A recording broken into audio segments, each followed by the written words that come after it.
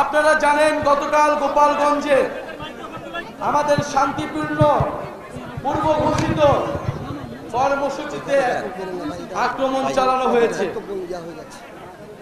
গোপালগঞ্জে এখনো ফ্যাসিস্টরা তাদের আশ্রয় কেন্দ্র হিসেবে গড়ে তুলেছে গোপালগঞ্জকে। বলেছি গোপালগঞ্জের মানুষকে, গোপালগঞ্জের সাধারণ জনগণকে আমরা মুজিববাদ থেকে মুক্ত করব। গোপালগঞ্জের সাধারণ মানুষের পাশে আমরা আছি। আমরা আহ্বান জানাতে চাই সরকারের কাছে, গোপালগঞ্জের কোনো একজন সাধারণ মানুষকে যাতে হেনস্থা না করা হয়, কিন্তু ফ্যাসিস্ট সন্ত্রাসী প্রত্যেককে ধরে ধরে গ্রেফতার করতে হবে। সংগ্রামী বন্ধুগণ, 4 জন মানুষ বিচার বহির্ভূত ভাবে গতকাল মারা গিয়েছে।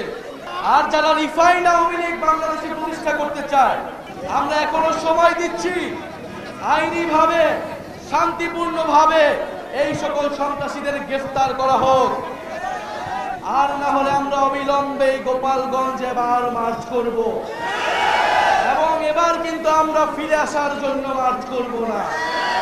গোপালগঞ্জের মাটি ও জনগণকে মুজিববাদ থেকে সম্পূর্ণভাবে চিরতরে মুক্ত করে তারপরে ফিরে আসবো।